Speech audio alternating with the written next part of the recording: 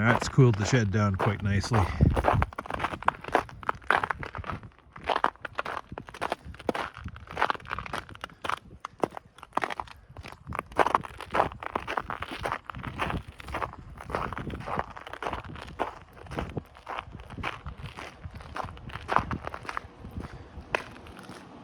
Mine is 4.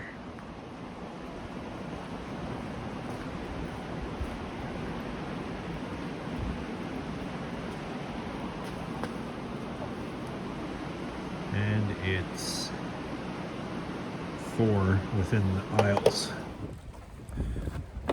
Whoa. What kind of a bullshit winter are we going through? With the rain last night, it is slick. I don't know what I want. This mild weather has brought the mud, ice, just that blah fog days. We haven't seen the sun for 10 days or so. What are we in Vancouver? Yard's just a mess. Whoa. Now I can hardly walk because this is a sheet of ice.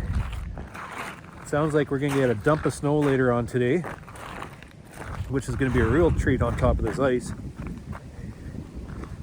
Old man winter must be, I'm telling you, I'm holding the shed tight. It's getting up to 8 degrees, quite steady. Colonies are nice and calm, so I'm not too concerned about it. And we're about to go into colder weather with the snowstorm coming. So all I can do is just take it one day at a time, right? As spring gets closer,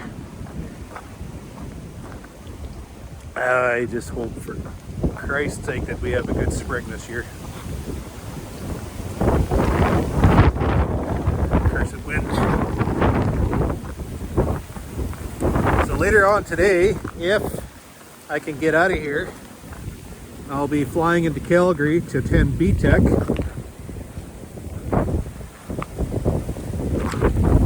It's our CHC is putting on a national convention. Oh, I can't even walk up this hill. And it's the first national Canadian bee convention that I know of so far. And it's going to be real good. It's well overdue. We need a national forum to be able to accumulate all the doers and the shakers of the industry to sit down and talk, to hear of the issues at hand, and, you know, shake things up a little bit. And that's how you do it, is you sit a bunch of people down in the same room and you yell at each other. So I can't wait. Can't wait to get there. I'm flying in later this evening and then flying out late Saturday evening. So it's just going to be kind of like a flash business trip for me. And I will be representing myself. And I guess the association too. I'll be wearing 2 hats at this conference. And they've lined me up to sit on one of the speakers panel. That's why I'm going, actually, because they have 4 speakers panels regarding the lightning bolt issues of our industry. And I want to sit in the back of the room in my chair, just sipping my cup of coffee, listening to the influential beekeepers of our industry talk about these hard issues that we have to sort out. So I'm sure glad I'm not a moderator. But I'm going to be on one of the panel discussions in regards to social media related to commercial beekeeping. Because I am a commercial beekeeper and I am a YouTuber who has around 90,000 subscribers. I get 25 to 30,000 hits every morning on my channel, whether it be my current update or the limitless list of videos I have in my catalog. So I guess you'd call that being an influencer. But also I tend to go into Facebook and stir the pot. I talk about, or I bring up to the front, I like to talk about the elephant in the room. I like to drum up conversation. And it's the whole aspect of what is appropriate and what is not appropriate. I mean, I don't think the world is ready for social media or can handle social media, let alone the beekeeping industry. But we have it front and center, and we are dealing with it just the same as everybody else. So how do we maintain that civil conversation, that appropriate nature of handling business? How do we provide the proper duty of care to the hat that we wear at specific times? And how do we convey which hat we are wearing at those specific times? It gets very confusing, very muddled up. Face to face, person to person, it's a lot easier to be able to navigate through these, murky waters. But on social media, it becomes an impossible endeavor. And when common sense is supposed to rule the day, it never does.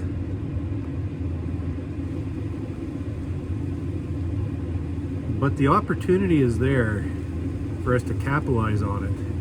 There's huge advantages of social media with its reach and our ability to channel our communication to beekeepers over a vast area so very easily. We're going through a transformation within the world right now where we're not so much face-to-face business, where, well, I guess we are face-to-face, but we're on one side of the country to the next side of the country, and it's allowing us the opportunity to sit down more often, to talk more often, without laying this huge expense onto our plate, or just stripping the time of your day. I would not be doing what I'm doing right now as a director of the MBA, even the chairperson of the MBA, if it wasn't for Zoom. I could not spend the time away from the farm to be able to attend to all the duties that is needed to be able to conduct this type of business. This type of business it directly benefits the farm at arm's length. In my direct time that I pour and invest into the industry right now, I don't realize any of that on my bottom line. But my hope is, down the line, I see the benefit of that. And that's why I'm so passionate about it. I just want to help people. I help myself. And it just allows me that place to pour all this bottled up energy to champion agriculture. Something we need to do more as farmers. We need to protect our interests, but to make sure we direct the day. So this is my little piece of the puzzle. So that, I go on as rants, and hopefully I don't rant my way down a rabbit hole, but I'll be up in front speaking on that. But for the rest of the panel discussions, I'm going to be sitting in the back corner in my chair, just sipping my coffee, listening to the conversation.